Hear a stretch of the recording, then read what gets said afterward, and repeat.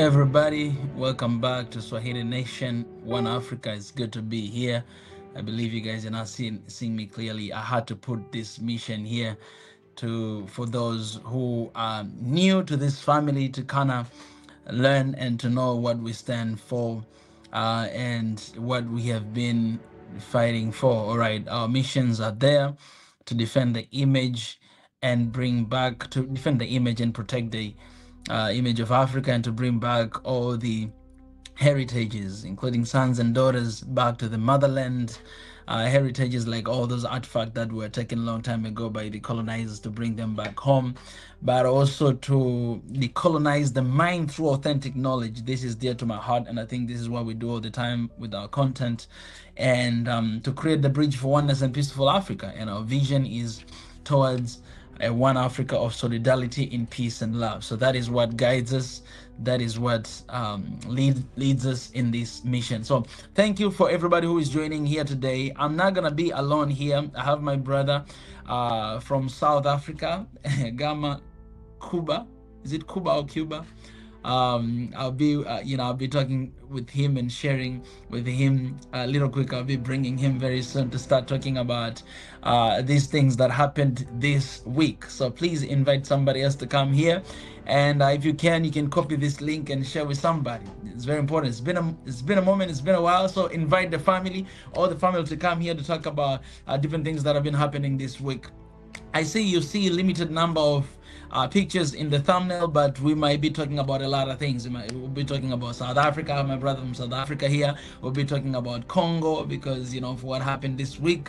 We'll be talking about Ethiopia because of, Jared, the biggest dam. We have people on TikTok there as well joining us. We'll be talking about Tanzania. We'll be talking about Kenya. We'll be talking about Nigeria. We'll be talking about Burkina Faso. We'll be talking about Africa in general. So ladies and gentlemen, welcome. I'm just going to raise a word of prayer, and then we're going to jump right into it. God, I thank you for today. Thank you for gathering us from all over the world, all over the continent, to just be here to see what is happening and to figure out. God, I pray that your spirit will be here, will lead us, will guide us, and as we begin this conversation from beginning till the end, in Jesus' name I pray.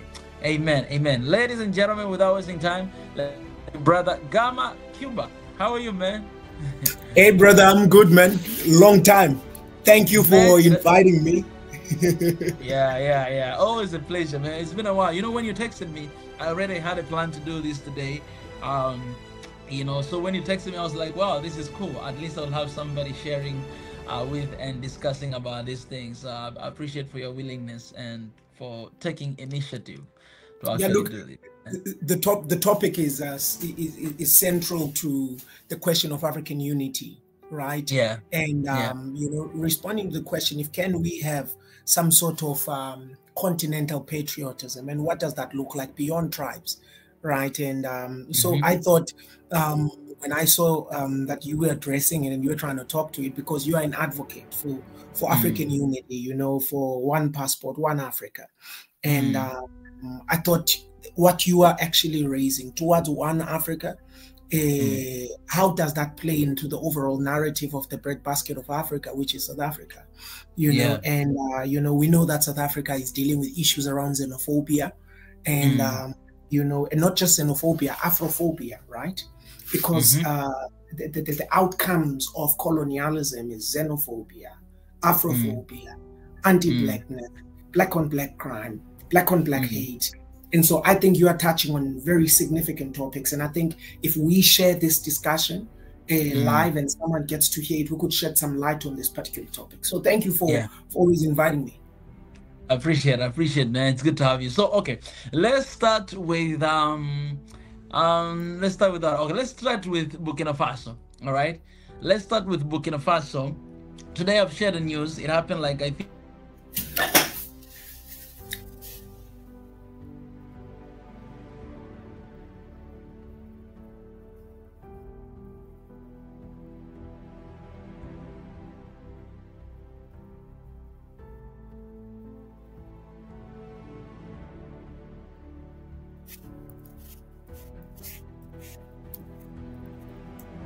Hello. Can you hear me, Gama? Yeah, I can hear you now. You paused there. You said, let's start with Burkina Faso. Then you stopped there. I couldn't hear you anymore. Oh, no, no, no, no. All right, all right, all right. So let's start with Burkina Faso. There's been an attack for like 12 hours ago. You know, it has been happening all the time, but this time, there's this one group called JNIM. I don't even know, but these are apparently are soldiers. Maybe, you know, soldiers, like very well equipped, with everything. They actually attacked the military base in in Burkina Faso and killed, you know, more than 50 different soldiers, right? That has been a news. It's out there, even though the government hasn't raised anything. And I've shared, I think I made a video today to talk about that, and it's already released here on YouTube. So you guys, if you want to see the details, you can go ahead and see that. But I want to hear your take on these attacks that are still happening in Burkina Faso. I think there have been more than 20 plus different attacks, and you know what the significance of these attacks and what does it tells us, you know, Africans, the rest of Africans about Ibrahim Traore and what will happen in recent years. I mean, in few years from now. I want to hear your take on that. It's so significant for us to actually start discussing the question of democracy in an African context, right? And you know, as we know, you're still with me, right? I'm losing you, Gam. I'm losing you. Are you with me now? Can you hear me now?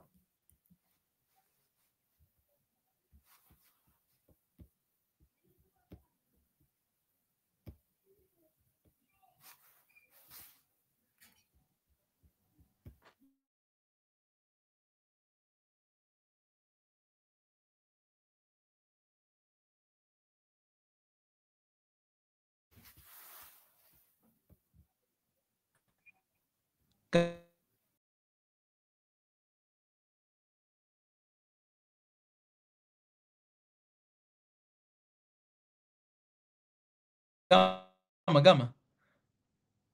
My network is bad. Come on, man, guys. What is going on, man? What's going on? Hey, my Thank brother. you. Okay. What is going on? I didn't hear nothing from you, man. Okay. Look, I'm back, and let me pick up on the question of you know, the military issues in Burkina Faso, right? And you know, we're grateful. We love Traore. We know that Africa is a continent we you know, in love with messianic figures and that emerge. You know, and I'm not going to negate the emergence of Traore, but I think we maybe have to have a broader discussion around, you know, the question of a democratic Africa. Does democracy function in the African context? And, you know, and if we take Burkina Faso as a leading example in, you know, emerging and developing countries in the African context, could we say there is an opportunity for I'm losing you, my brother. Nah, come on, man. Can you hear me? Gamma, come on, man. I'm losing my brother, and but I can hear you clearly. I'm losing my brother, man. I'm losing my brother. I'm losing my brother. I can hear you. It's hard. Wait, can you guys hear me? I mean, yes. This is really sick. I think your reception is bad. My brother, can you really hear me? Yes, but you cut sometimes, but I can hear you and see you. Same to you, man. I'm losing you pretty much all the time.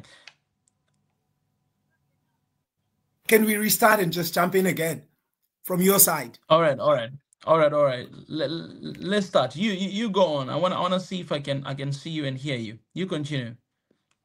Okay, great.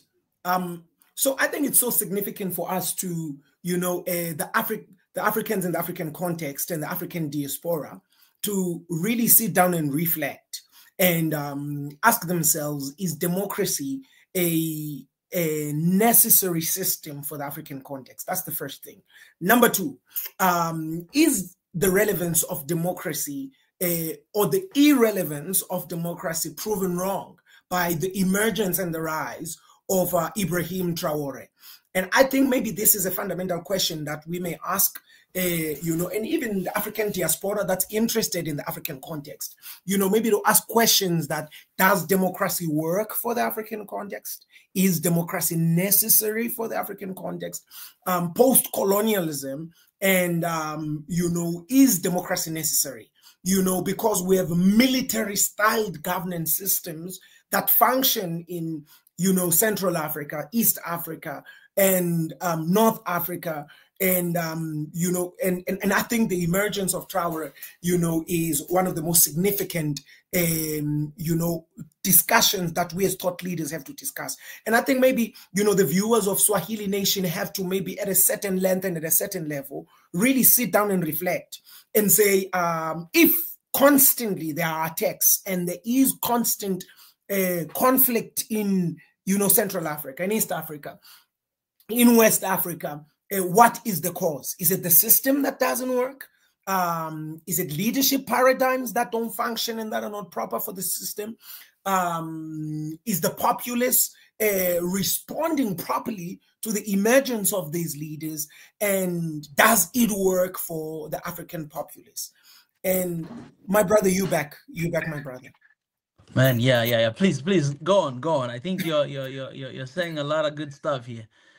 So fundamentally, you know, I think Swahili Nation has to fundamentally ask the question: is democracy relevant for the African context? Is the emergence of military political systems and political leadership necessary? What does public opinion, you know, in the African context, you know, sound like? What does the public say about these issues? You know, because, you know, the emergence of Traore is, you know, an indication towards, you know, what the public is actually leaning towards, you know. And I think we need to maybe start asking these questions and, you know, engaging with them at a very critical level. And I think we haven't sat down and really asked, you know, is it necessary for us to actually, you know, move from dialogue? Because that's what democracy is about. You know, it is dialogue with the public. And I think the military coups, the military governments, they're about no more dialogue, because Africa has been delayed too long. The African dream, the African unity, the unification of Africa is, you know, delayed by external forces. And, you know, we're seeing external forces, you know, alien forces intervening, saying they're coming to help us. And I think, you know, leaders like Traore are responding to a current need to actually violently do away, you know, with these external forces. You know, look, for example, these were the Francophone countries that emerged militarily. So can the unification of Africa be a reality? And is militarism the response to making it a reality? Because democracy is about, let's discuss it, let's be diplomatic. You know, maybe we're not going to see a united Africa without a military. You know, that's me. I'm thinking out loud here, you know, Mika. But I don't know, what do you think? What do your viewers think about this position? I think you're on mute. You're on mute. You can hear me, right? You can hear me. I can hear you now. All right. I think you raised a really good question. And I think even myself, I've been really trying to talk about that for, you know, a lot of time. You know, talking about democracy and how can we redefine democracy, you know, for Africa in the context of the, you know, continent. Because democracy, how I define it, and I think is even that definition is that says by the people, for the people, and, you know, from the people, something like that. It's basically about what people want.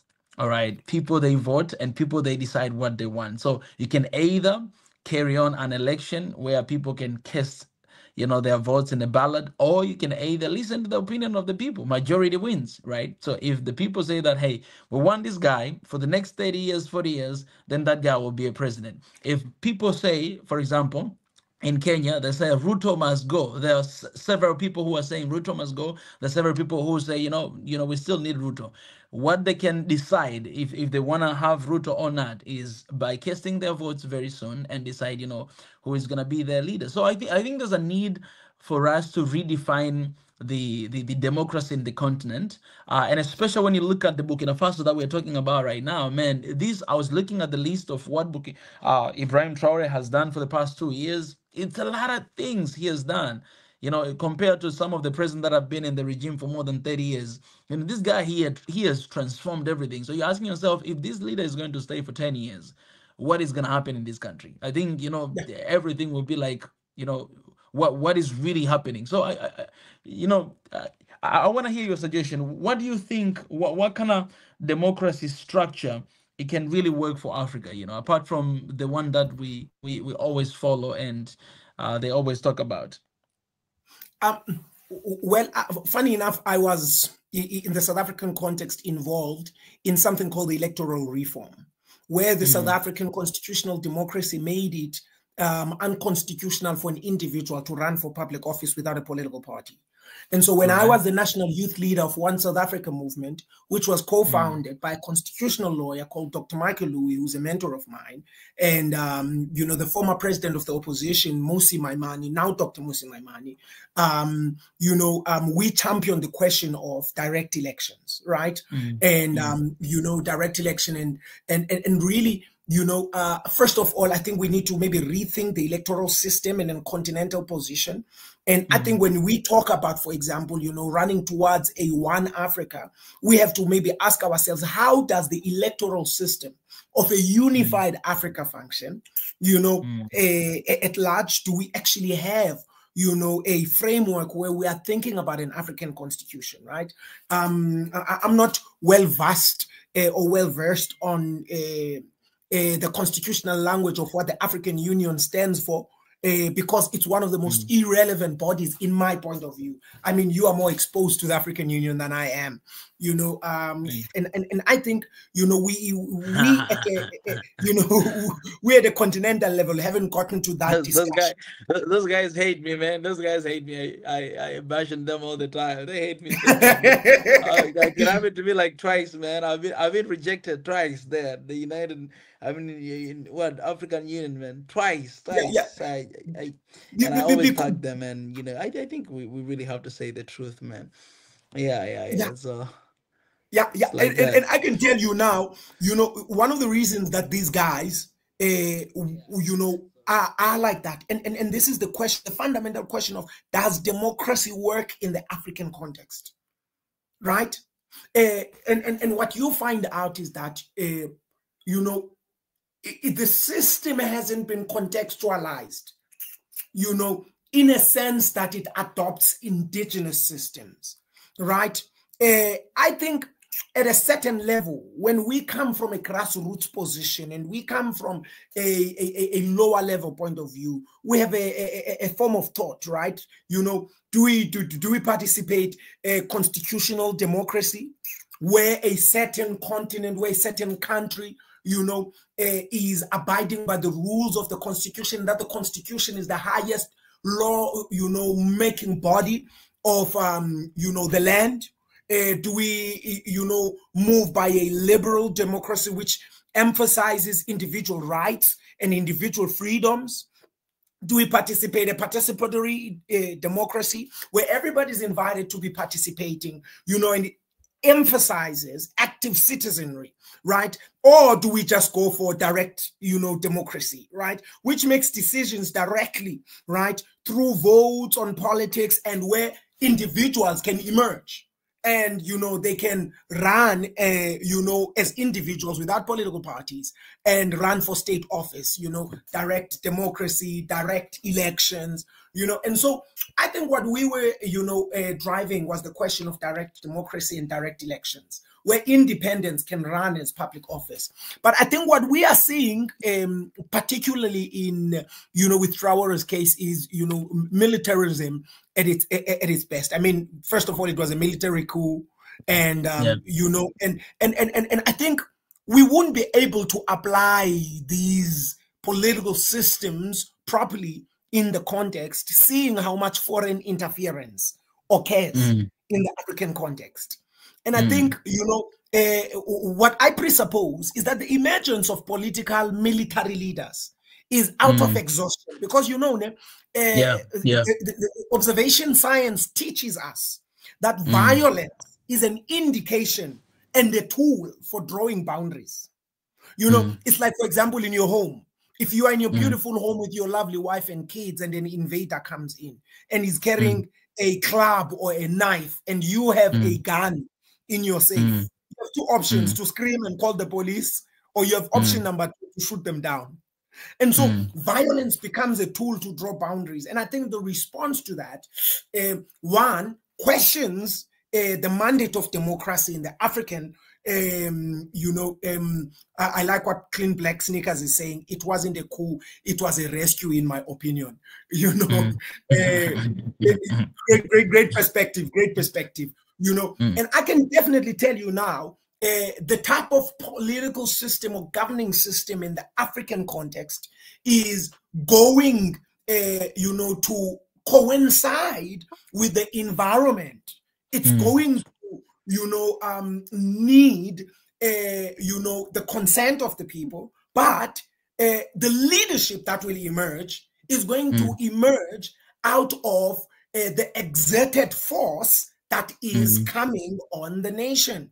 Like, for example, in a South African context, we haven't had a coup yet because we are not feeling, the force. We are not feeling, the exhaustion. We are not feeling, the interference. But in an environment like Burkina Faso, what should Traoré do?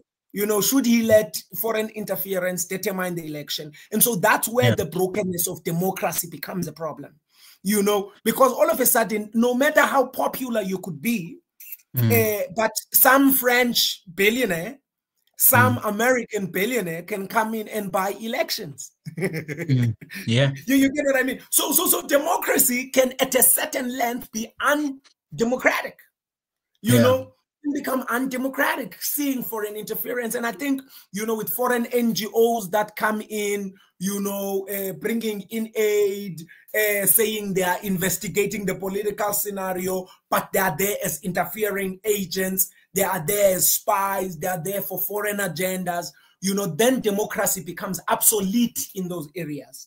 Yeah. And I think when the African Union has to then, in areas like, for example, where Traoré is, create a defense mechanism to protect, those kind of leaders that respond, with military coups as defense, as rescue, or as, issues to tackle compromise, right?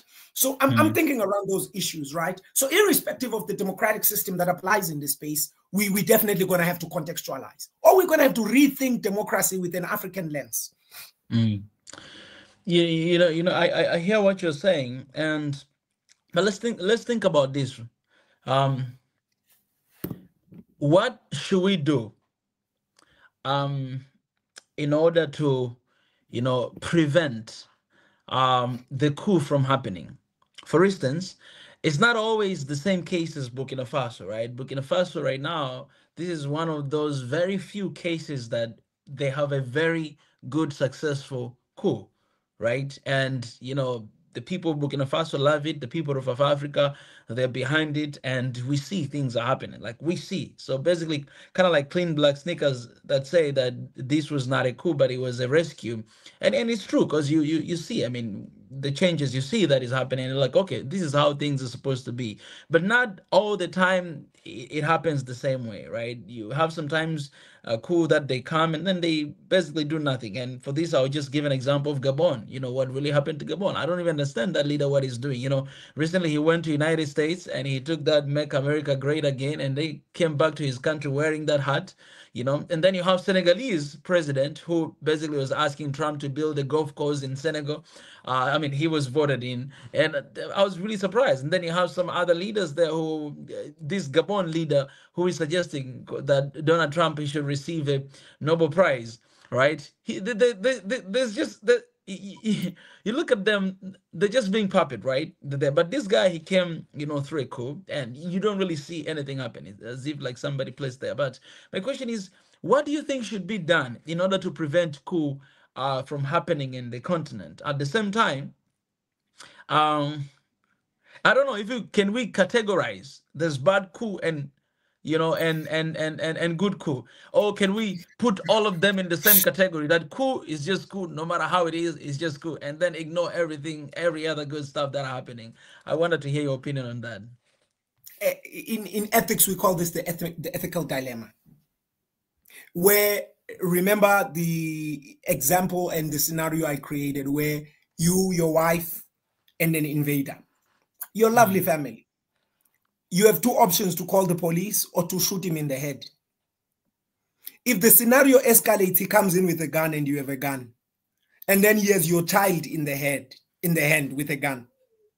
You have an opportunity to shoot him in the head and save your child, or you have an opportunity to have him abuse your children, take your property. And I think the Africa situation at some countries is at that political level. We're dealing with an ethical dilemma. And I'm telling you, this is the fault of democracy. Democracy works, but democracy does not work for every nation in an African context. And I think if we look at China, the type of political system that functions in the Asiatic countries, it's not as successful as it is in some of the Western countries. And I think maybe sometimes the ethnic hegemony and the lack of political interference determines the outcomes. 3, I think maybe we must apply the ethical dilemma to say, at some stage, shooting the invader in the head to save your child and your family is a bad thing, but it's a necessary bad thing to save your family. And I think now we are no longer discussing ground politics. You know, I want to draw this, you know, close to some sort of religious dialogue and religious context. And let's look at, for example, Christology. You know, here we are with the crucifix, the death of thieves, which is the most humiliating in the context of the Christian context. And at a height, the Messiah has to be crucified so that the rest of the world can be saved.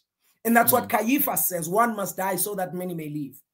And I think some of these coups are necessary at a continental level and at some spaces of the continent, because you have leaders that are drunk with power. 2, you have leaders that define success as the lived experiences of Westerners. 3, you have Stockholm syndrome with some of our elderly generation. They define and they're in love with the abusers. These guys still perm their hair, brother. These guys still bleach their skin, brother. You know, they lust after white women. They don't see any black women. I'm not against Asian or white women. I am of the position that, you know, we should circulate the black economy in the black community. You know, but I can tell you now, some of our elite brothers at the political level who are liberation heroes or children of liberation heroes struggle with Stockholm syndrome at a very high level. And I'm always alluding to this, and I'm saying that unless we are mentally free, and we cannot entirely be free, and I'm telling you, our predecessors are not psychologically free. They've been oppressed and desired so much during the oppression, the lifestyles of Western colonialists, that by the time they got into power, they want to become the colonialists. And so now, by the time you start talking about is a coup necessary, for guys like that, if there's a possibility, maybe I'm an extremist here, but for guys like that, they deserve an assassination. In countries like these ones, where a leader has been a leader for like 50 to 60 years, it should be the country and the youth that burn his house down. You know, it should be the military. I love what happened in Mugabe. Was one of the greatest presidents and the most educated man in the African context, but he had outlived his stay in the presidency. And what the Crocodile Mnangagwa did was great for Zimbabwe.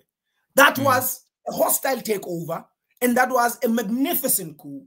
And I want to tell you, my brother, those who prepare for peace, those who want peace must prepare for war. And I keep telling this and I keep saying it. There is nothing like a peaceful revolution. It will not happen. And so if we are to take power from, I mean, even with Traore's own, I mean, it wouldn't have happened without some, you know, 3, 4, 5, 10, 20 people being assassinated. The public may not talk about it. But because there are some people so dedicated to foreign interference, you know, and they don't understand what personal sovereignty is. They don't know what personal identity is. I land my plane. Brother, I walked into meetings with very wealthy Western people. And you have people walk up to you as an African child and they ask you, so who do you report to? And then I said to myself, they walk out of the room because they're not used to a black or an African that owns themselves. Do you get it? You know? And so our brothers have a price on their head, and they have a price on their head, and you can't expect those kind of people to, you know, lead a nation. And from those type of people, you cannot expect them to offer you the nation. Power is not given, my brother, it's taken. And when the time comes for you to take power in Tanzania and you want to negotiate it with someone who was trained in London, they're not trained to be fair to the poor. And so when the time comes and you see that the nation is going to the wrong place and you still negotiate, you will never get into power. They would kill you to keep power.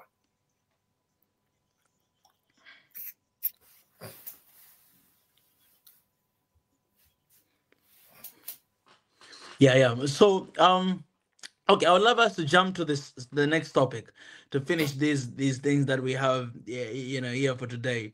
Okay, let's talk about the UN headquarters. Some of the headquarters moving to Kenya, you know, and I've read the statement by the Secretary of United Nations. He said, this is the time, basically, I'm paraphrasing. He said it's the time that Africa are no longer participants, but that's why we're moving to the continent. Of course, this is one of our very base of operation. We have been in Africa for a long time with United Nations peacebreakers.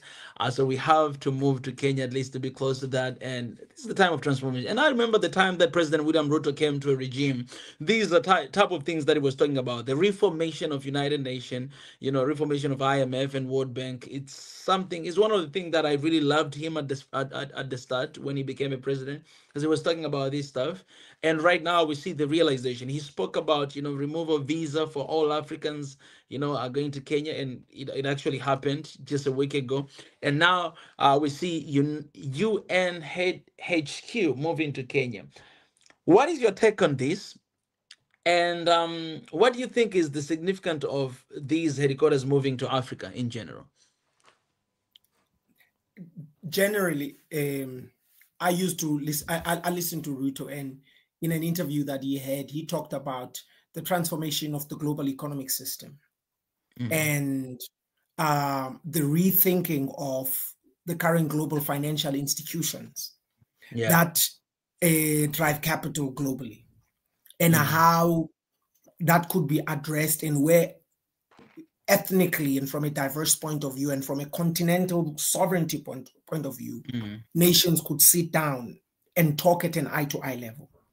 It was very interesting for Macron, and Macron tried to come in from a position of diplomacy to rebuttal what Ruto was saying, which was nonsense for me to even think of rebuttaling the position of equality, you know. And so I think, you know, those initial ideas and dispositions that President Ruto had, they were necessary. However, I've over the years, you know, I'm involved I'm involved watching and following Kenyan politics, and you know, the young Kenyans are raising a point about Ruto's allegiance to the Kenyan people. One. And I think probably this conversation is going to lead us to another topic, the question of, you know, can countries in the continent have personal sovereignty and, you know, native identity in a unified Africa, right? And Kenyans are having a serious issue with President Ruto.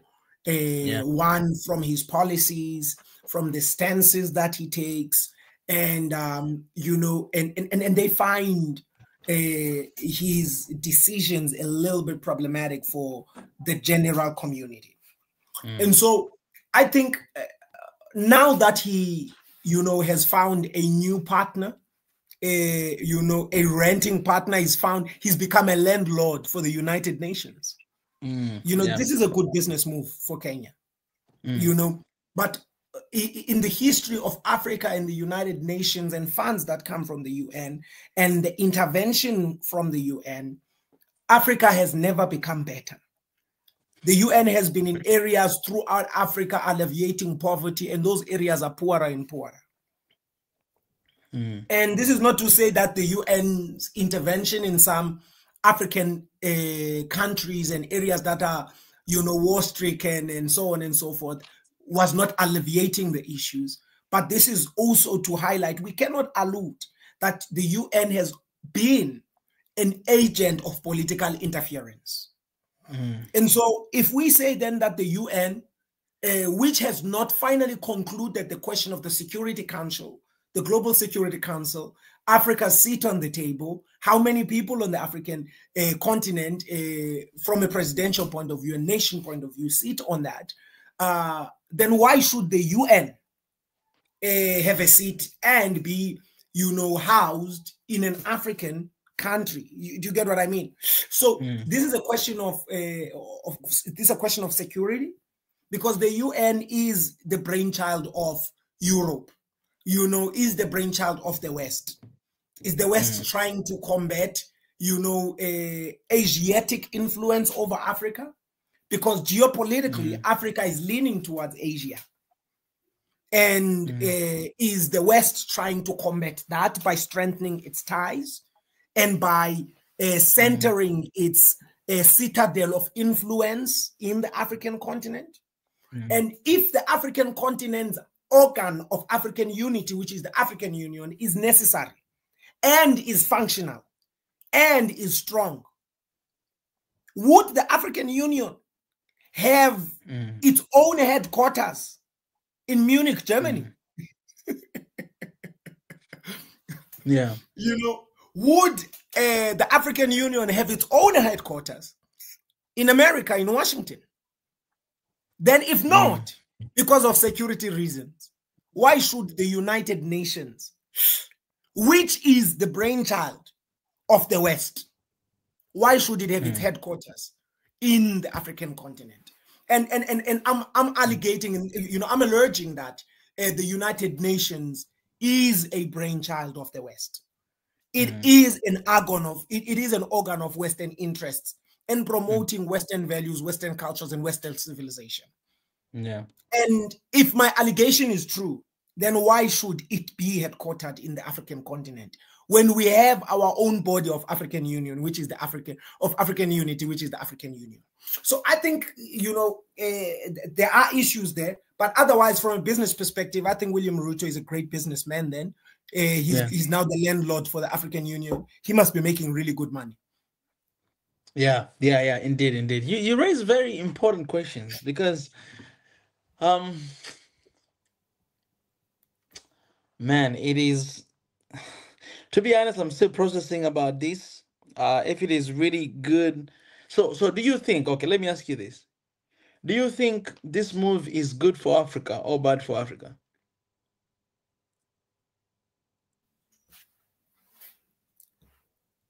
This is the first question I will say I'm not sure. I don't have answers to all the questions. Yeah, because even when I was addressing, I said, really, I made a video today and I mentioned, I think this is good for Kenya. I really say that because I think there will be a lot of employments, job happening. There will be a lot of increase of the number of the tourists coming to Nairobi, Kenya, because of these officers who go there, perhaps even security in a way, because, a lot of foreign workers for the UN, they'll be coming down to Kenya. So I see a positive side for Kenyans, even though I don't know what Ruto gave to get that. You know what I'm saying? Because they could have, they could locate maybe in South Africa, or maybe in Nigeria, or maybe in Kenya, or maybe in Tanzania. But why Kenya? I still do not understand. And looking at all the unrest that is happening right now, not because I love Africa. I'm one African guy. I don't care where the UN headquarters is gonna be. The matter of fact, I want, as you said, African Union to really operate as much as it should. you know, and there's no, you know, reason to have, you know, the African Union right here, and then you have now UN and African Union, they do nothing and all this. I don't see nothing. But the question about Africa, is it good for Africa? I think we should also ask ourselves, is has UN been good for Africa? Because right now they're coming here, but they haven't been here for a long time. I mean, they've been here just, you know, in a mission like United Nation peacemakers and all this stuff. Uh, you know, have they been good for the continent? And I think majority of Africans, you know, are opposing that notion, because we have seen how many countries have been kicking them away because they don't see nothing. They don't see nothing happening. You know, even though they are supposed to bring what they call peace. So yeah, I think myself, I think it's really hard. Maybe we should ask the audience as well, guys. Do you think the move of UNHQ to Kenya, Nairobi, is it good for Africa or bad? If it is good, why? And if it is bad, why? All right, let's talk about Nigeria. All right, my brother. So United States, cast Nigeria visa, and I saw in the news it's actually talking about tourism visa from 2 years to 3 months. Not all kind of visa, but they say tourism visa from 2 years to 3 months. I want to hear your take. I already made a video about it. I think I'll be releasing soon, but I want to hear your take on that. What is your take on that? Historically, we know that America has had a challenge with the giant of Africa. And historically, the data tells us, the study, the research tells us that the most successful African entrepreneurs and academics in the United States are Nigerians. All right. Top medical doctors, top financial. Hold that thought. Let me give you this data. So we've released a news about that, guys. For those who are here, please, you can head over on Instagram, Swahili Nation Network. We're sharing pretty interesting news there right now. We're very active in sharing news. We release at least top 10 countries. Okay, 10 countries with the largest population of Nigerians. All right, the first one was United States, 400,000 Nigerians. The second one, UK, 200,000. Third one, Canada, 60,000 plus. Fourth one, Ghana, 50,000. And then you have 51, South Africa, 30,000. And sixth, you have Ireland, 25,000. And then you have Germany, 20,000. Italy, 15,000. Spain, 10,000. And then lastly, Australia, 8,000. All right, go ahead. I can tell you now, Mm-hmm. the West enjoyed Nigerian labor when it came as slaves. Not when it comes as entrepreneurs. I love that. That is very powerful. What you say? Very powerful. They're not enjoying them right now, but they enjoyed them there. Then when they came as slaves, but right now they're now that they are darkness, coming as equals, they don't like it. Right now it's the threat. Here's a second fact. If you understand how the financial system works, and you understand how the African diaspora circulates the economy, Nigerians are the most patriotic Africans in the continent, I dare to say. That's right. In a financial study done by Business News on remittance funds, money taken back to country of origin, Nigeria ranked the top. Hundreds of millions of dollars moved from America back to Nigeria, not through fraud. They worked in kitchens, they worked in restaurants, they worked as drivers, they worked as cleaners, they started businesses, but they took that money back home, including the drug money. They take it back home. So America is having a Nigeria problem, and Nigerians in the African continent produce the most unicorns, billion-dollar companies. That's true. In the global competition of startups, Nigerians are producing the most billion. I'm not talking about American-born Nigerian descent individuals. I'm talking about the Japa ones, the ones that Japa there. You know, they say Japa, the ones that move from Nigeria to America. My brother. Those ones are industrious. They start businesses, they succeed, and they are the top entrepreneurs, and they represent Africa in the global community. That's right. Now, if you understand what colonialism was about, it wasn't about race, it was about merchandising. It was about economics. Exactly. And so what you find out is that the West is rooted in being superior economically, not racially. Because they happen to be wealthy, they impose this notion of race to say we are not rich because we are black, so that we will not want to compete. Do you understand? So this is the psychology behind that, right? Now they have groundbreakers, community breakers. I dare to say that America may have up to 1 million Nigerians. South Africa alone may have up to 500,000 Nigerians. Nigeria can be a whole country in South Africa. That's true. I heard you say 30,000. You can have a whole country. You understand that Nigeria is about 280 million Nigerians. That's right.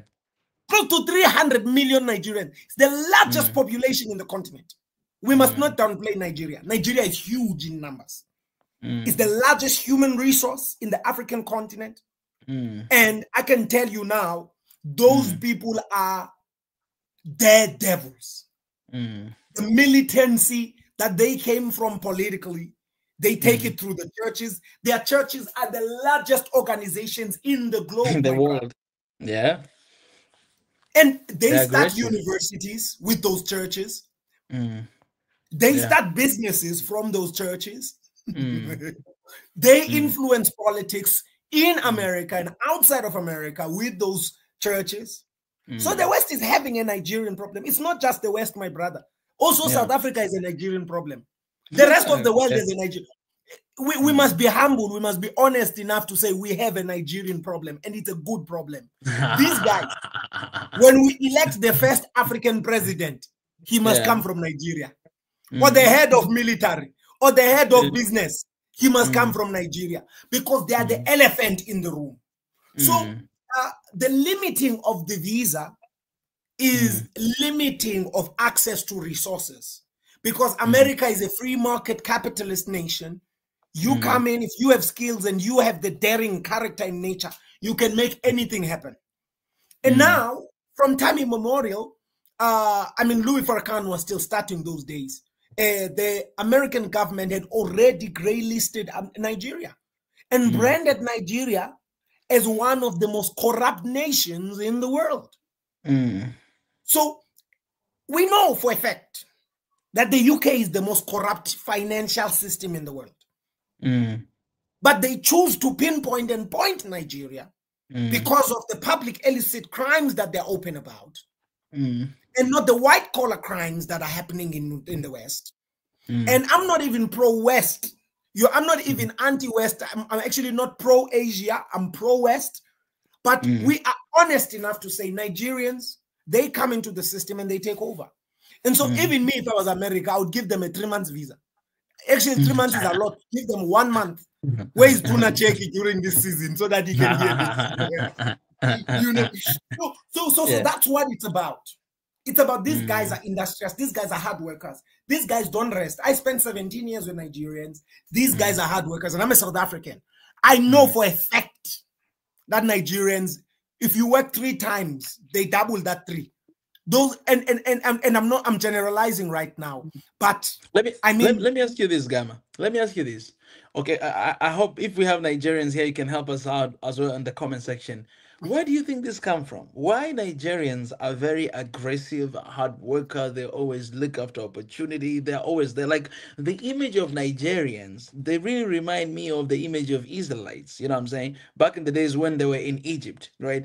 As much as they were being oppressed, right? They continue to reproduce and grow bigger. And it was scary to the country of Egypt. You know, the fact they wanted to kill them, and I think this is what is happening in America, because there's a huge number of Nigerian growing in, you know, in America, and even the influence of Nigerian culture abroad is growing big day after day. You can talk about Afrobeat, you know, in the music, and talk about food, you know, you can talk about different, all these public figures that are, you know, celebrated all across the world. Where do you think this is coming from? Why the rest of Africans, they don't have that spirit of aggressiveness? That's first question. Second, why don't we use that same energy of aggressiveness in Nigeria?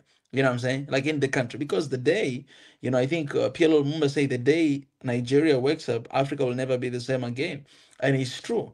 So do you think what is delaying Nigeria to be there, one of the superpowers in this world? It is because of the politics that is happening there, because of corruption, as we always know, these are always the problem. Why that energy seems to be very useful outside of Nigeria, but not in Nigeria? One of the issue, one of the special issues about countries in the African context that obtain liberation through militancy is that the DNA of military culture enters the public.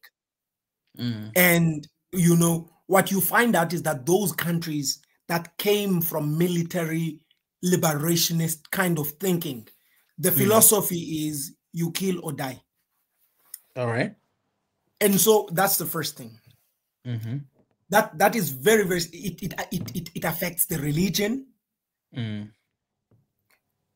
And it affects how they do their daily lives. Culture is important. And so what you then realize is that the aggression in their day-to-day lives is in the fabric of their national unity.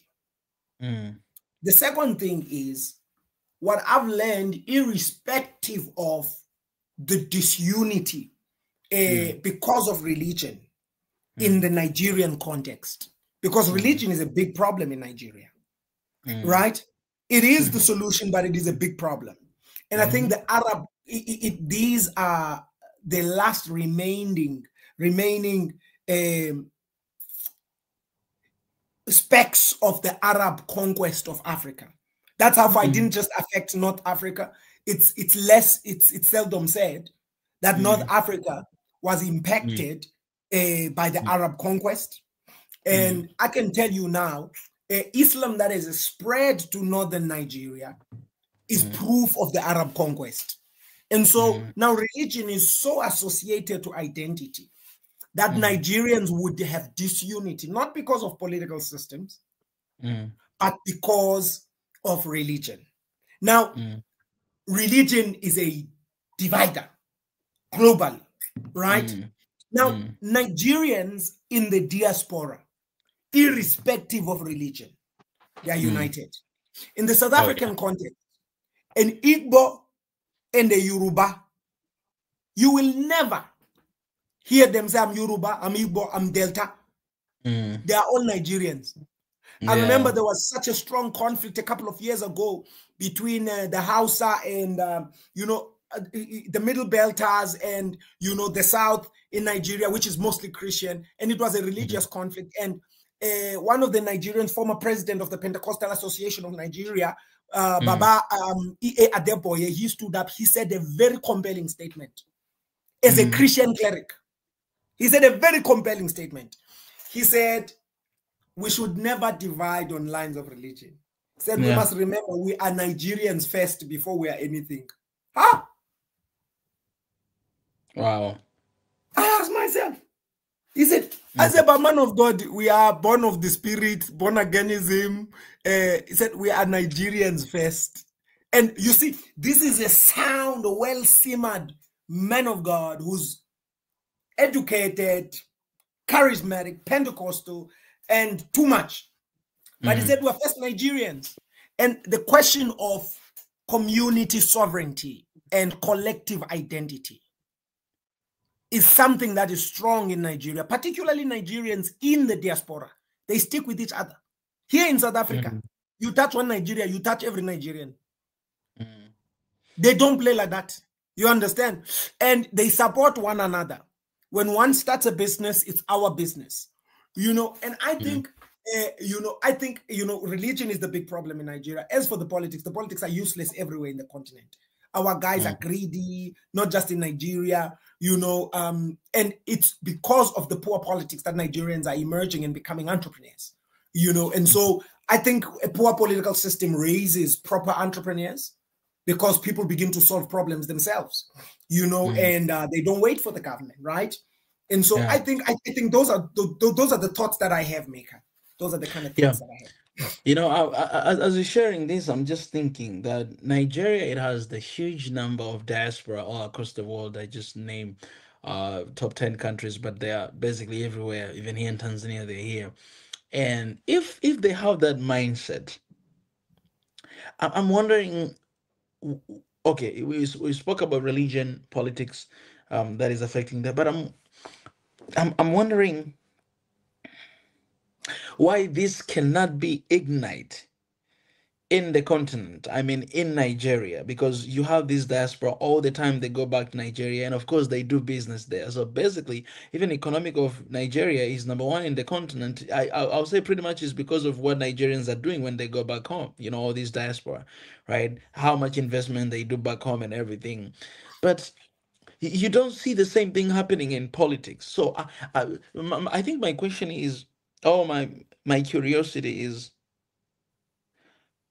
what has to be done for Nigeria to really change? It kind of feel like they have like wrong leaders all the time standing there, because it kind of feel like these leaders, they don't have the same mindset as Nigerians do have. But these leaders are Nigerians, what I'm saying, and they're the one who leading there. They're up there, like I've seen. And I'm wondering, like, what would it take for Nigeria to really transform and change? Because I think if they have a single good leader who really have the same mindset and really want to change the country, I think that country, it has big potential because it's really huge. A lot of people are there. I think most of Nigerian diaspora will return back to the continent,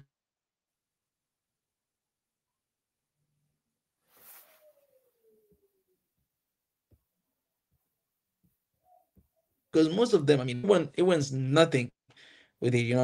I think majority of them, they feel the same thing. They feel kind of like betrayed and hopeless, like nothing's really happening. But I'm wondering, what would it take for them to really transform their country? What would it take?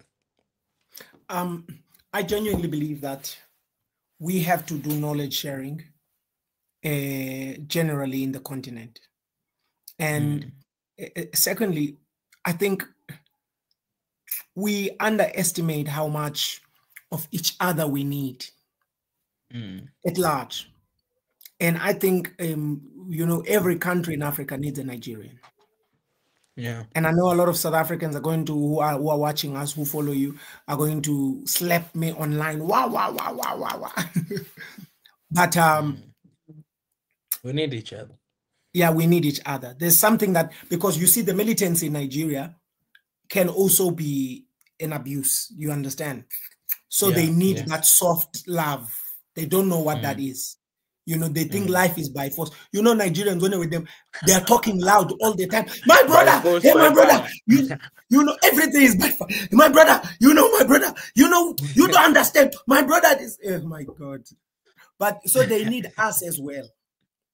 But I think we have to adopt the Nigerian mentality of, we need a Nigerian friend. Are you even an African if you don't have a Nigerian friend? Is it even possible? Is it even possible to be African and not have a Nigerian in your life? Yeah.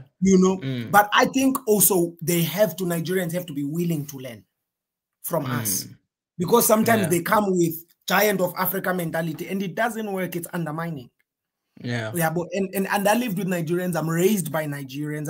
I'm raised by Igbos and Yoruba people. And those are the most aggressive people. Yoruba man will sell his own mother to make money. And that's what the Yoruba, an Igbo man, that's what the Igbo say. Igbo will do anything for money. That's what the Igbo said to me. They say if he's an Igbo man, run for your life. and the Igbo raised me, right? And I learned from them how to do things. And I learned from the Yoruba, they're perfectionists. Yeah. I think these people, particularly the Yoruba, I observe these guys and I'm like, these guys are excellent. They love wow things. Everything they do is yo, you know. But I also think we could influence them. So, and I think back to our initial idea on our early conversations sometime last year, Mika, we need an African university. Yeah. Where the best from each of the country go to that university. That's right. And be like they get Harvard of Africa. Yes, you know, and I mean, these are the resolutions that should be tabled on the UN. Yeah. How the UN can finance an African university, an African military.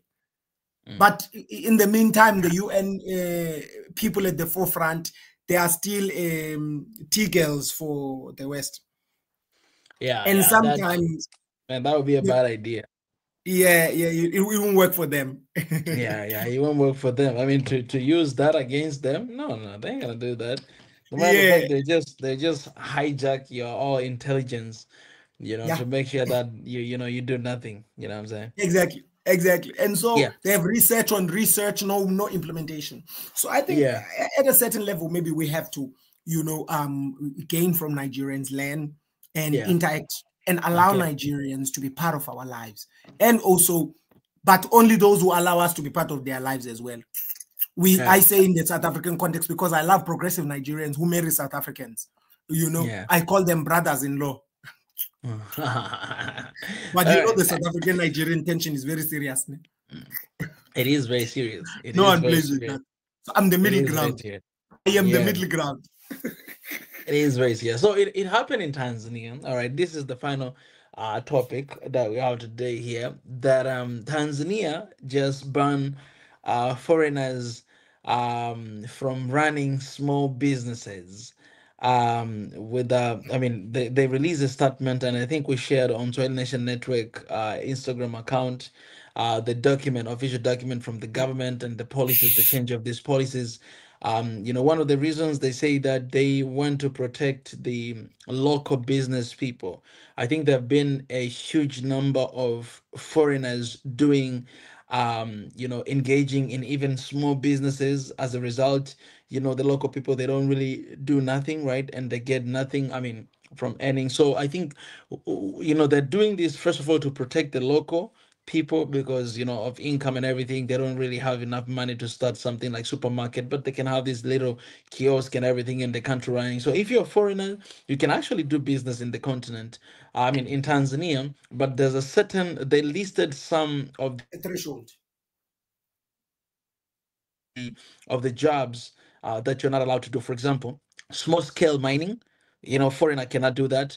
All right, running these, money transfer services like M-Pesa, Pesa, Airtel Money, you're not allowed to do it. They talk about even the television and radio station, foreigner are not allowed to do it. I think there's something they're trying to protect there. And they're talking about also, like shopping and all those stuff. So basically they say like, okay, you guys cannot engage with politics. And then these little like shopping retails and wholesales, except supermarket, with an exception of supermarket. So if you're a foreigner, you want to open a supermarket in Tanzania, you can do that. But if you want to do these small businesses, right now they banned, and it's going to start applying as soon as possible. Again, I want to hear your take on that, and I will give as well, my take on that. Mika, because you are the Tanzanian man in the room, I should now start asking you the questions. Okay. So that you educate us. All right. First of all, Mika, if you allow me, from South Africa to our viewers and, from South Africa to you, what is the economic and the political situation on the ground in Tanzania? What is political and economic system? Situation. What is the situation on the ground in Tanzania? You are there, know it, you experience it. We only read it on the news. And, public opinion says news can be swayed towards the bias of the financer. Exactly. So before the news are redacted, we are in real time. We're in a live interview. You are an entrepreneur. You are an activist. You are an advocate for African Union, and you are an honest man. You are a Christian. What is the political situation and the economic situation of Tanzania, according to you? Man, starting with political situation in the country, to be honest, very honest, it is not good at the moment. There have been a big tension between the ruling party and the main opposition party called, Chadema and CCM. And as I'm speaking right now, the leader of opposition party, he's in the court. He's been there for almost 200 days. I mean, he's been captured because of some, they say it's treason cases, right? So the case is still running. Even yesterday, I think it was live, public live. Everybody was watching. It's still running. So we cannot talk much about it in the country because otherwise, we'll be breaking the laws. But that is the situation. Second, the main opposition party has been banned from doing their political activities right now in the country. And just to mind you that we have election coming on October, right? So that is what is happening. The main political party is banned, is not doing the activities. The main leader is in the prison, is still, running his case of treason, right? And the ruling party, they're still running their own thing. They have a lot of tension as well going on inside their own party. A lot of reforms they're doing right now, just close to the election on October. So there's a lot of unsatisfaction going on within their own party. But then, so to be honest, the country itself in general, it's kind of like divided into a different part, right? There are people who believe what is going on is unjust, and there are people who believe what is going on is necessary for the protection of the country, right? So politically, I would say it is unstable, to be honest. Like, there's no way of speaking, going here and there, but it is unstable. That's the first thing. About economic, it's these things, they go hand to hand in hand. You know what I'm saying? You cannot really separate between the politics and economics because yeah, you know what I'm saying? If people are not satisfied, basically even the returns, they're not gonna be the same. If people are happy, we know, these researchers, they are like, they are willing to do whatever they can. So even economic as well, I think is not doing as as much as it was supposed to be, I mean, to happen. And that's why it brings me to what is happening right now, that I think this gesture, or what government is doing right now, and this initiative has taken, I think it's some sort of comforting the people, you know what I'm saying? Like really, like, because it's a good news, to be honest, for Tanzanians, that okay, at least government is trying to protect us and is trying to limit some sort of jobs and businesses for us to do it, because there've been a huge competition, and we cannot afford to do big business. So this in a way, because we're heading towards the election, so in a way, this is just how I see it. I think they're trying um to win back the hearts of the people. But to be honest, I talk to people, on the ground all the time. People are just tired of, what is happening and what is going on. Yeah. Now, Mika, it's first interesting to hear that while elections are coming, the opposition is imprisoned. Now, this leads me to the following question. Even before we even discuss the issue of, small businesses and so, who's Tanzania's, geopolitically? What is, Tanzania's stance? Is Tanzania pro-West, pro-Asia, and Asia is inclusive of the Arab League? Who is Tanzania's trading partner globally? I think right now, for the past 5 years, I think Tanzania has aligned pretty much with East.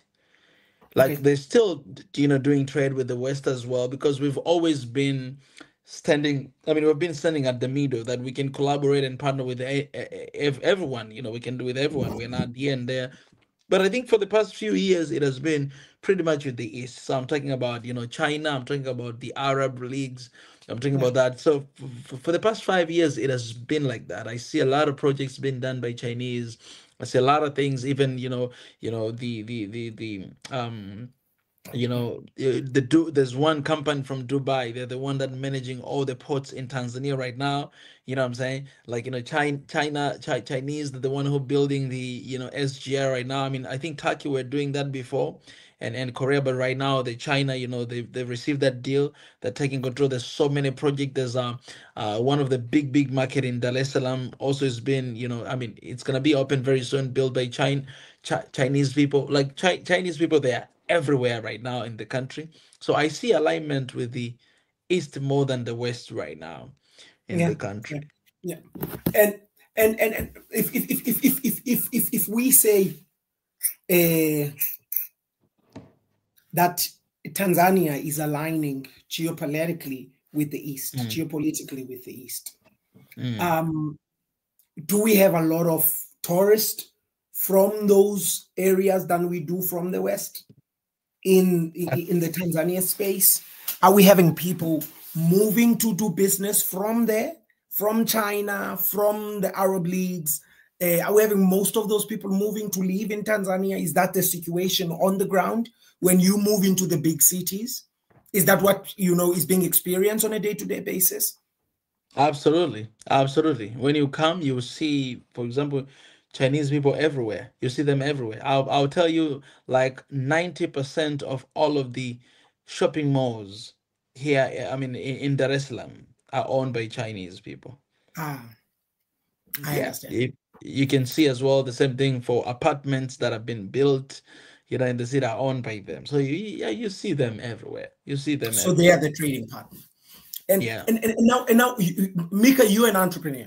You are a founder of Kairos, and Mm, you're the co-founder of Kairos. And you are mm, in agro farming and agro processing, and mm, you package and process from Tanzania. mm, And as an entrepreneur, startup owner mm, in the country, how mm. is the political and economic situation affecting you as an individual? Hmm. Man. Would you say that foreign competition in your in your particular industry, from a processing point of view, from a farming position, from an Yeah, agroeconomic point of view, would you say that yeah. it creates difficulty for you to break into the market, for you to compete into the market? Mm. No, actually, no, I don't see that because I mean a lot of local people in Tanzania, basically, even when they see something coming from outside, they're not really want to do it because they assume that it's poisoned, right? We have Ah, seen that, yeah, we've seen that recently. We received kind of like it was like the aid donation of food from United States, whatever they brought, but people they rejected it. They're like, we don't want you guys, you want to poison us, so they don't even want to deal with it. People they prefer local things here in the country, right? wow. So talking about that competition with the external market, I don't see it, in my business. But I think what I see, I think one of the things that a lot of small business owner are struggling, it's when it comes to the taxes and all these bureaucratic things that you need to pay all the time every single month, these penalties that they happen all the time. System is very complicated. Actually, it's not really easy to run small business when you come in the country, because of all those different kind of fees that you need to pay. And imagine you're just starting, but basically all the profit that you make, you're just paying back to the to all these systems. So sometimes we wonder that, okay, we have a lot of big business owners, and but you know, I remember during the time of Magufuli, when he was the president, he banned some of the companies because they were not paying taxes for a lot of years. They've been in the business for, like, Barrick.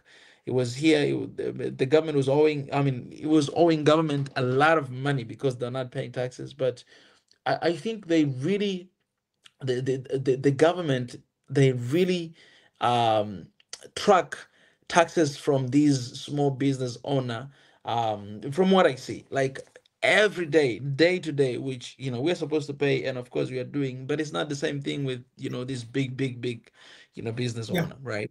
So the Mhm. environment becomes very hard actually to survive when you are just a small business owner and you start. And most of companies die after 1 year. They die, go out of the business. And I tell you now, the research says 1 out of every 10 startups becomes a success in every 5 years. Oh yeah. Absolutely. Yeah. Now I believe my brother, because being in the business after 7 to 8 months right now, I enjoy business because of the process. The Yeah. people, they say this, that war is being won on the table and not in the battlefield. And that's Yeah. exactly what is happening in the business. Like It's true. like we are fighting not with guns, not with knives, but man, like the strategies of our competitors, what they're doing and what they're establishing, because we came to the market, to the really competitive, industry, and your competitors have been in the business for over 20 years, and you have 5 months, right? And you are scaling because people, they love your product because of the quality. It's a new flesh. I mean, it's fresh, and they love it. They just want it with everything. But these guys, they begin to change their strategies, because they Yeah. have money, of course, they have big capital, they've been in the business for a long time. Ooh. So And then you're we in are trouble. You are at exactly, war. you're in trouble. So you need You to are doing sit down. business then. One day I was talking to my partner, we spoke for 8 hours straight, planning the strategies. How can we get out of this? Because we're seeing that, okay, we're not dying, but we're not moving forward. And we see the problem, like how other business, I mean, how they're operating their business. They're just killing us like that. I mean, if you Yeah. sell for 5,000, they're selling it for 2,000, They right? will They just drop the generate, price.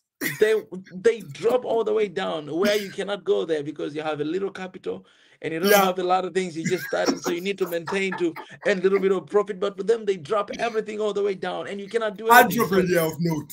and our customers, they don't care about the quality. Yes, we have a quality product, but they see, okay, this is too much cheap. They go after the cheaper one, and then you're just there. You have a package, you have your quality, but you're not selling to anybody. Affordability. You know, exactly. Man, so how can you get out of that? We had to sit Yeah. 8 hours speaking for 8 hours. How can you get out? I'm And I telling. love that process, man. I Yeah. love it. Look, Yeah. I'm telling you, war is indeed not fought on the battlefield. It's now fought on the Yeah. table. Yes. Exactly. It's ruthless. And It's Wesley, these guys come ruthless. with foreign capital. They come in with dollars, and they can 10x everything. They have money to Exactly. run for the next 3 years, and you Exactly. are depending on purchase points. Oh, You put all money you had in this business, so you cannot reduce the price because you need the profit to continue to run the operation cost of the business. But for yeah, them, they have all the money they want, so they just add a lot of, yeah, I mean, a lot of packages you're in there. trouble. They're reducing the price, and oh man, Now, like no, oh no, my no, god, no. Back to the context of our question. Now, yeah, do you perhaps perceive Tanzanians being individuals that are, proud of their own emerging products, proudly Tanzanian, and with a sense of patriotism when it comes to commerce, when it comes to production, when it comes to supporting things?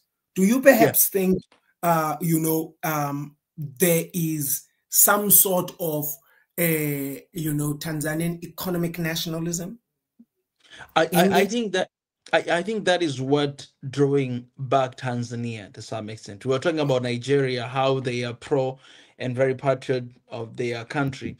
In Tanzania, I don't know really what happened, because when we started, when you look at our forefather, Julius Kambarage Nyerere, um that it was the time where Tanzania, it was very pro-Tanzanian. Tanzanians were patriot. Tanzania were fighting for Tanzania. At that time we had communalism, right? So they really focused in the country and did everything like a family. It was like that. But here in the middle, things really changed, and I don't know, like we lost that spirit of patriotism, and then we came to a point where we really value things from other places than valuing our own. right? To the point that I would be willing to celebrate somebody else from another country than to celebrate my own. And I think, Tanzania, for example, when it comes to entertainment, is Tanzania is really doing well in entertainment business, music and everything, right?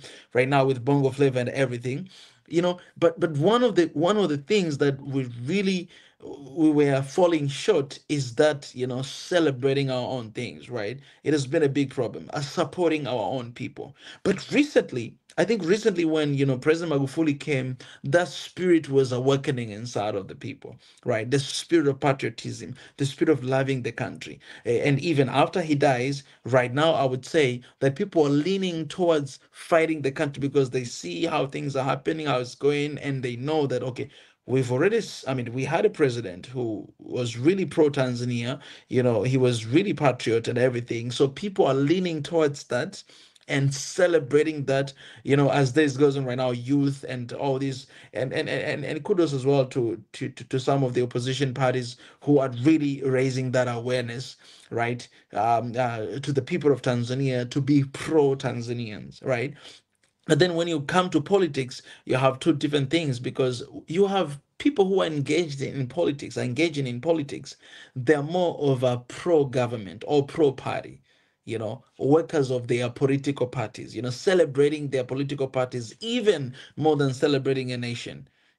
But you Yeah. have people who, basically, like us, who do not have party, and staying here at the middle, really just celebrating the country, celebrating the nation, and wanting to see that. So right now, I'll say you have those two different group of people who are pretty much, divided. My last questions, I think I have two. Would you say that the new policy reforms to regulate business and practice in the Tanzanian space will at large work for the best of Tanzania's foreign capital and investment? If Tanzania is only interested in big business that's investing in Tanzania rather than small business? Because hearing from your expression of what the policy reform is about, it's about managing how much of the local GDP at a local community level belongs and is built and owned by the Tanzanian rather than the foreigner. Would you say that this impacts smaller investors positively, who just want to come in, want to move into Tanzania? It's an emerging economy, and they could come in with, let's say, for example, $1 million or $500,000 and own a bakery in Tanzania. Would you say that at this point that Tanzania is a positive place for them?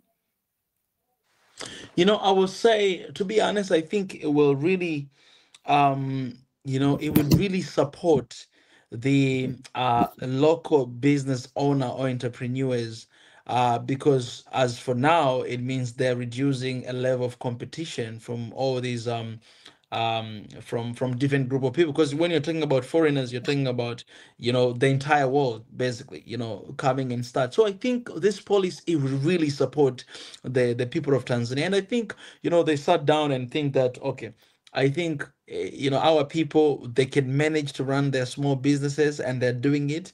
So let us, protect this for them, but leave the entire market, because they release a list. I think they're like 10 different kind of businesses, but the rest of the business, everybody can do it. So I think this policy, it really aimed to protect local business owners, and also to inspire them that, okay, now you gotta try your shot. All right, this is your field, so go ahead, do your best, do whatever you can. And for me as a businessman, I see it as an opportunity. Of course, I don't think about doing just business locally. I'm thinking about doing business, internationally. Yes. But in order to get there, I think I need to start, doing here at home, right? To be able to reach to my people and everything.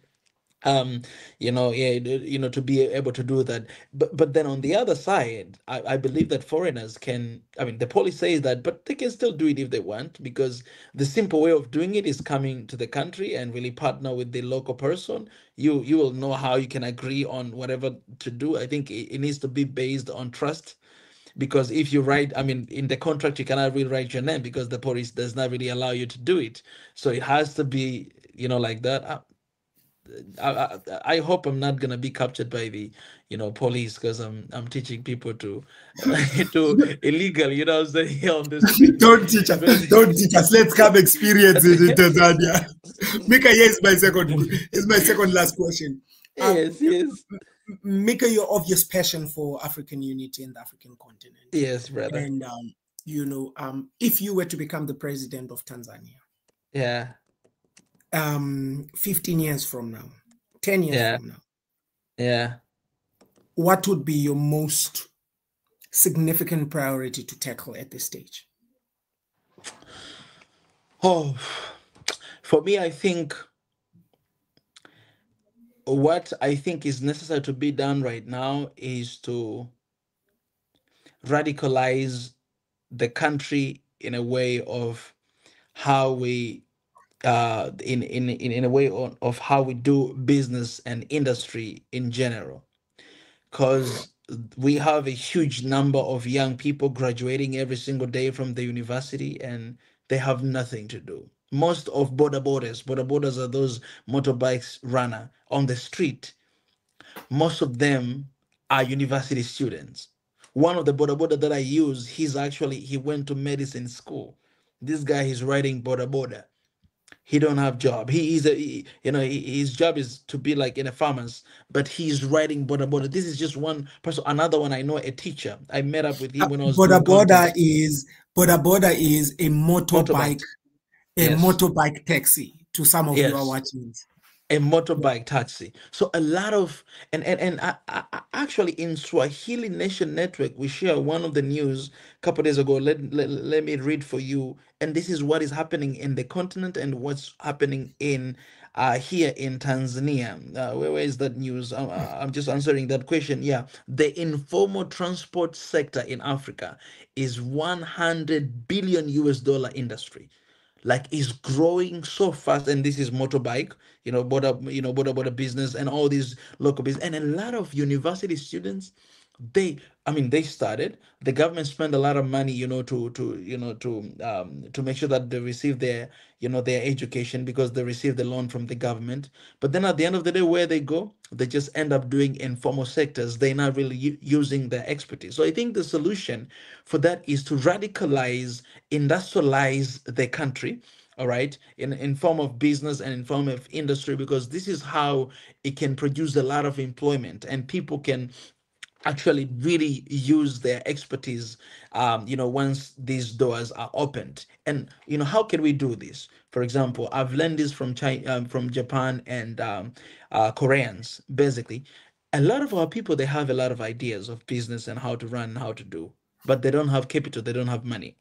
So in Japan, what they do is this: like, you go to the bank, you share your idea, you share your pitch, and then bank, if they're going to buy land for you, they'll buy land, they'll build that business for you. You'll be running, but at the same time you'll be paying back the bank, and plus interest, but you already have a business running. It depends on your idea pitch. If you have a good idea, then that's what will happen to you. As a result, you have a country really industrialized in so many ways, business running, people are hired, and you remove yourself from this poverty situation to another situation. Why? Because you have an idea, you want to run something, but you don't have support of the capital, right? So I think by focusing on that, it can really, we have seen it happen 5 years ago, here in the country. Because of that, the country really moved from the low per capita income, it went all the way to mid, right? And I believe, because right now I have industry, right? I'm running a business, and I see, I've already employed like six people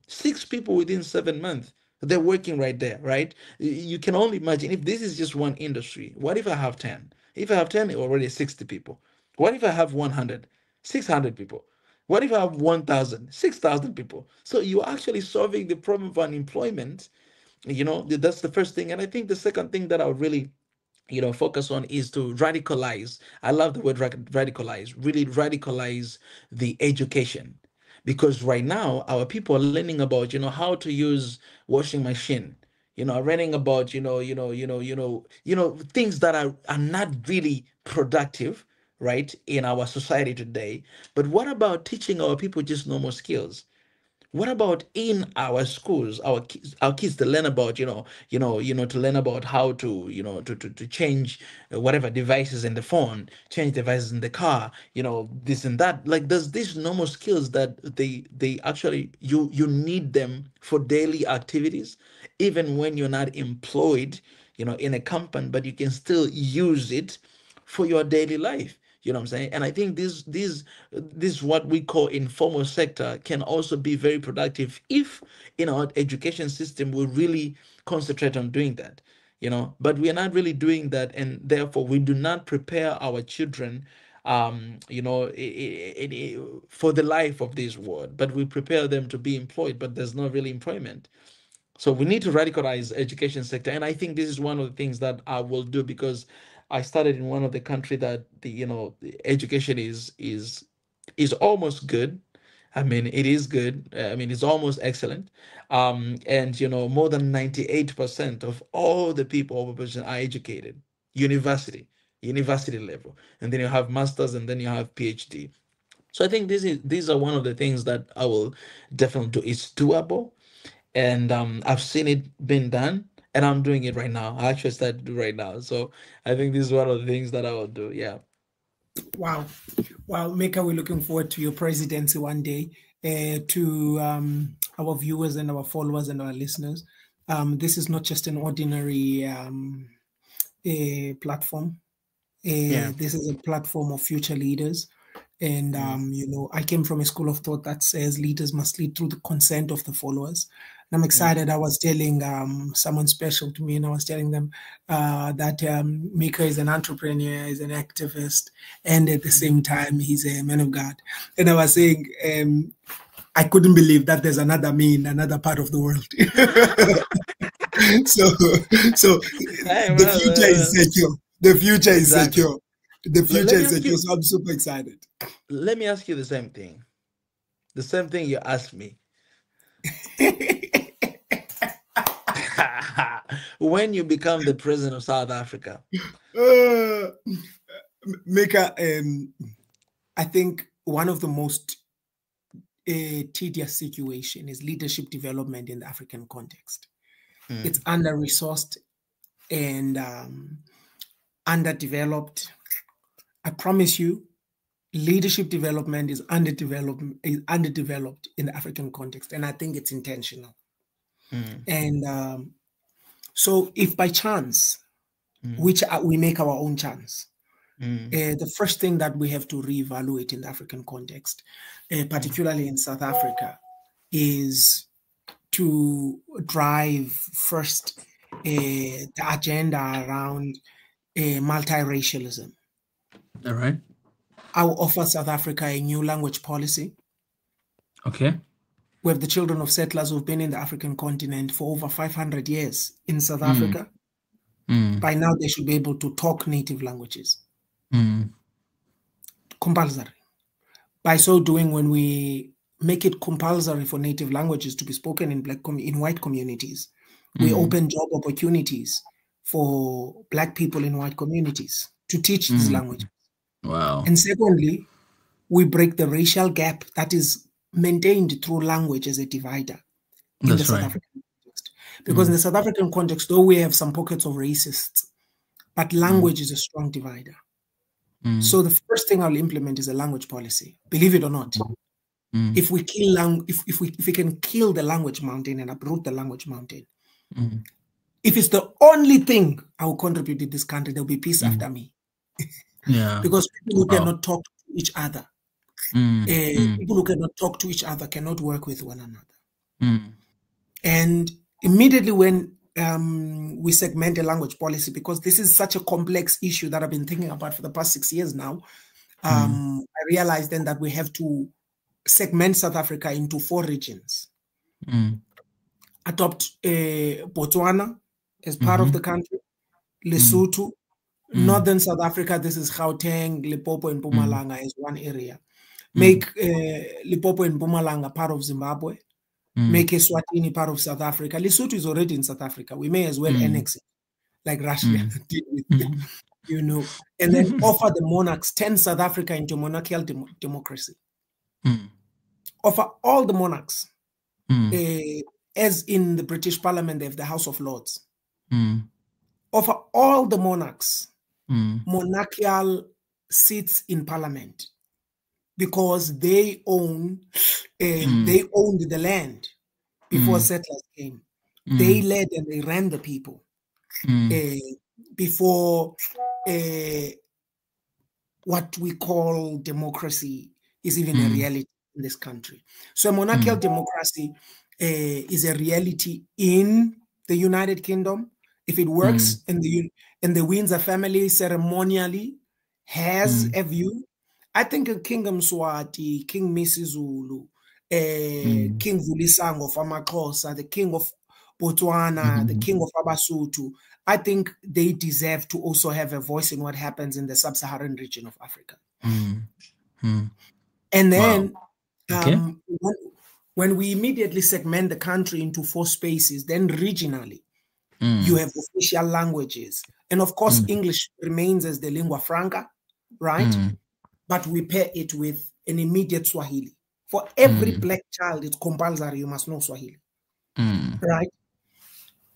If my contribution is just that, the money will come. Because if you move to China and you want to make money there, you don't learn how to make money, you learn how to talk Chinese, Mandarin. That's right. That's very powerful. Very powerful. So if you move to Japan, you don't learn how to do business. The first thing that you learn in the context of Japan is how to speak Japanese, because you cannot do business with people you don't understand. So much of identity and language and culture and tradition is hidden in language.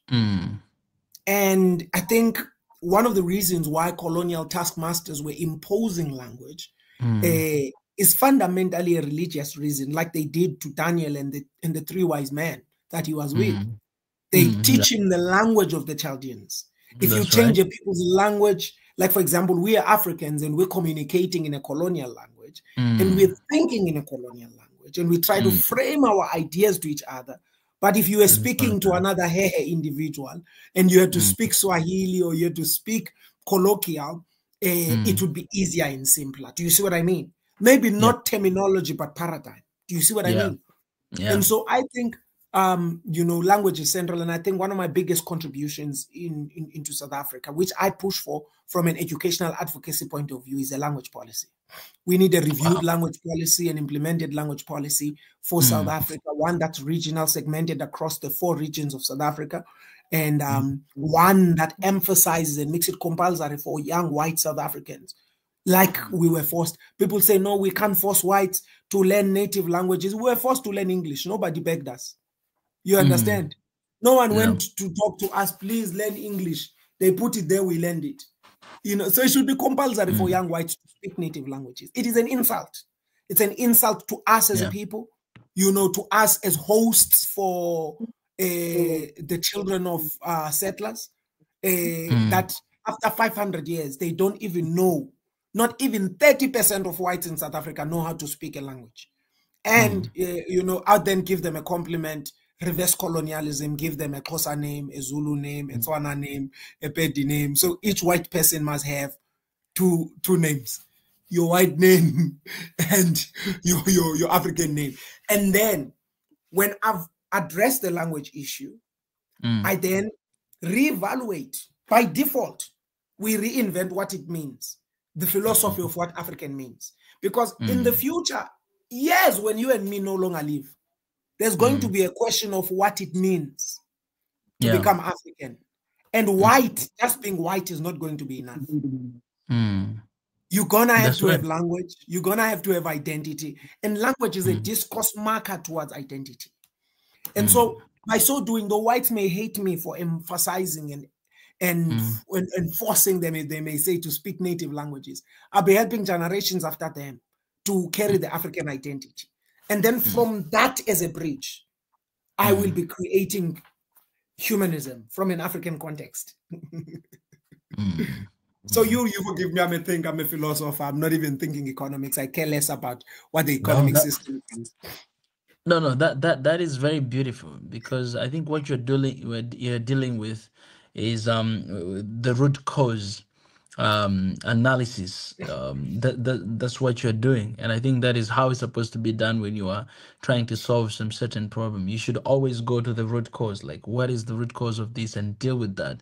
Once you deal with that, everything will just fall under the right place. And I think that is one of the things that we're still struggling in Africa, because we are not dealing with it. We are not really digging deep enough to find, okay, how did we get ourselves here? Why are we struggling with neo-colonialism today? This is just another way of colonialism that happened before, and we're still dealing with it today. But we're not truly honest with ourselves. So I love this strategy that you say, because it's true, and you're right. Once you solve that, once you bring people together, then you just see economy boosting up. Yeah. Once there's a peace in the country, that's what you will see.